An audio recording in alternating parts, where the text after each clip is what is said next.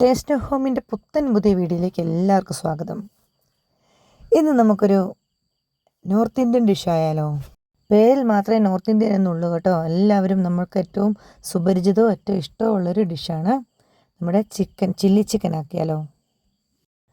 അതിനുവേണ്ടി ഞാനിവിടെ ഒരു 3/4 കിലോയോളം ചിക്കൻ ചെറിയ പീസാക്കിയിട്ട് പരമാവധി ബോൺലെസ് ആണ് എടുത്തിട്ടുണ്ട്. അതിലേക്ക് നമ്മൾ ആവശ്യത്തിന് 1 സ്പൂൺ മുളക് പൊടി ഇട്ട് കൊടുത്തു, ഒരു അര ചെറുനാരങ്ങയുടെ നീരൊഴിച്ചു കൊടുത്തു, അതുപോലെ തന്നെ 1 സ്പൂൺ സോയാ സോസ് ഒഴിച്ചു കൊടുത്തു. ഇനി നമുക്ക് ഇതിലേക്ക് ആവശ്യമുള്ള കോൺഫ്ലവർ വേണം. ഒരു 2 സ്പൂണ് കോൺഫ്ലവർ കൂടെ ചേർത്ത് കൊടുക്കാം. പിന്നെ അതിലേക്ക് നമുക്ക് ഒരു മുട്ടയും കൂടെ ചേർത്ത് ആവശ്യത്തിനുള്ള ഉപ്പും ചേർത്ത് നന്നായിട്ടൊന്ന് മിക്സ് ചെയ്യാം. ഇത് മിക്സ് ചെയ്യുമ്പോൾ നമ്മൾ അധികം വെള്ളമായി പോകാതെ നോക്കണം. നമ്മുടെ ഇറച്ചി നല്ല ഡ്രൈ ആയിട്ട് പിഴിഞ്ഞ് അതിൽ വെള്ളമയം എല്ലാം കളയണം. കാരണം നമുക്കിത് എണ്ണയിലിട്ട് വറുത്ത് കോരാനുള്ളതാണല്ലോ. അതുകൊണ്ട് തന്നെ പിന്നെ ഞാൻ അതിലേക്ക് കുരുമുളക് പൊടി ചേർക്കാൻ മറന്നുപോയായിരുന്നു. അപ്പോൾ അല്പം ഒരു 1/2 സ്പൂണോളം കുരുമുളക് പൊടി കൂടി ചേർത്ത് നന്നായി ഇളക്കി യോജിപ്പിച്ച് ഒരു 1/2 മണിക്കൂർ സമയമെങ്കിലും റെസ്റ്റ് ചെയ്യാൻ വെക്കണം. ഇതിനകത്ത് മസാല തയ്യാറാക്കാൻ വേണ്ടിയിട്ട് 2 വലിയ ക്യാപ്സിക്കം, 2 ഇടത്തര സവോള, 2 പച്ചമുളക്, 1 കുടം വെളുത്തുള്ളി, ഒരു വലിയ കഷ്ണം ഇഞ്ചി, ഇതെല്ലാം നന്നായി അരിഞ്ഞെടുക്കാം. ഇഞ്ചിയും വെളുത്തുള്ളിയൊക്കെ ചെറുതായിട്ട് അരിയണേ. പിന്നെ പച്ചമുളകും വട്ടത്തിൽ ചെറുതായിട്ട് അരിഞ്ഞാൽ മതി. നമ്മുടെ ക്യാപ്സിക്കവും സവോളയൊക്കെ ഒരു സ്ക്വയർ വലിപ്പത്തിൽ ആക്കാം. ഈ സവോള നമ്മൾ അരിഞ്ഞു കഴിയുമ്പം ഓരോന്നും ഏതള് വിടർത്തിയിടണം. എങ്കിൽ മാത്രമേ അത് എണ്ണയിലിടുമ്പോൾ അങ്ങനെ വെറുവെറാന്ന് കിട്ടുള്ളൂ. നമ്മളിപ്പോൾ അതിനകത്ത് എണ്ണ ചൂടായി വന്നപ്പോഴത്തേനും ഓയിലാണ് ഒഴിച്ചിരിക്കുന്നത്. അത് ചൂടായി വന്നപ്പോഴത്തേക്കും ഈ ചിക്കൻ ഇട്ട് ആദ്യത്തെ ഒരു ഭാഗം ഇപ്പോൾ തന്നെ റെഡിയായി കിട്ടിയിട്ടുണ്ട്. അത്യാവശ്യം നല്ല ഡ്രൈ ഫ്രൈ ആയി എടുക്കണം. എങ്കിലേ നമ്മൾ വിചാരിക്കുന്ന പോലെ ചില്ലി ചിക്കൻ നല്ല ടേസ്റ്റ് വരുള്ളൂ.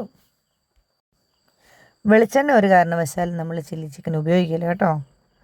കാരണം നമ്മുടെ നാടൻ വിഭവങ്ങൾക്കാണല്ലോ നാളികേരം വെളിച്ചെണ്ണകൾ ഉപയോഗിക്കുന്നത്.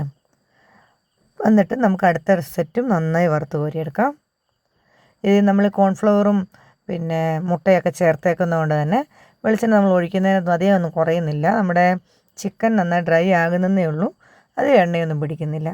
നമുക്കത് 2 or 3 പ്രാവശ്യമായിട്ട് കുറേശ്ശേനെ കൂടെ ഇട്ട് നന്നായിട്ട് വറുത്ത് കോരിയെടുക്കാം.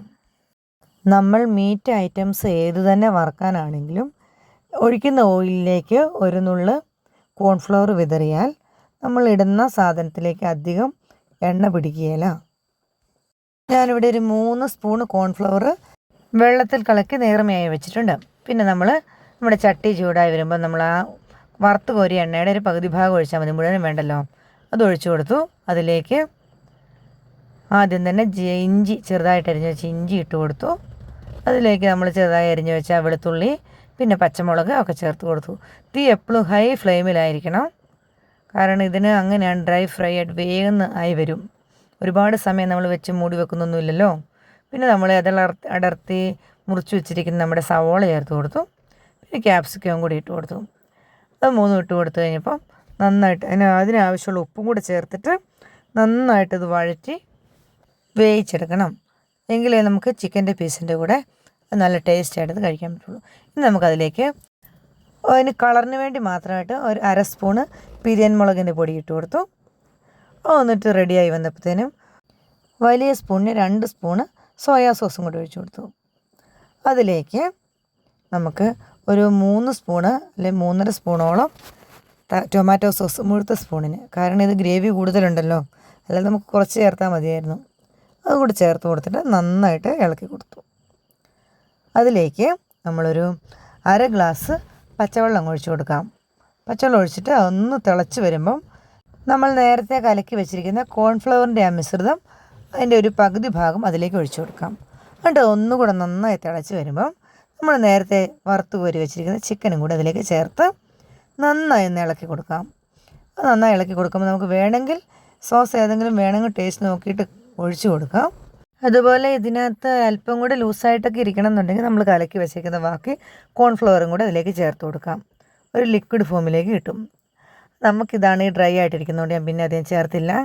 നമ്മുടെ വളരെ രുചികരമായ നമ്മൾ കടയിൽ നിന്നൊക്കെ മേടിക്കുന്ന അതേ സ്റ്റൈലിലുള്ള സൂപ്പറായിട്ടൊരു ചില്ലി ചിക്കൻ റെഡി ആയിട്ടുണ്ട്.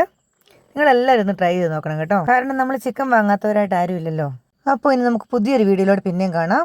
എൻ്റെ വീഡിയോ കാണുന്നവർ സബ്സ്ക്രൈബ് ചെയ്യാനും ഷെയർ ചെയ്യാനും കമൻറ്റ് ചെയ്യാനും മറക്കല്ലേ. നിങ്ങൾ നൽകുന്ന ഓരോ സപ്പോർട്ടും എനിക്ക് വളരെ വിലപ്പെട്ടതാണ്. അപ്പോൾ താങ്ക് യു.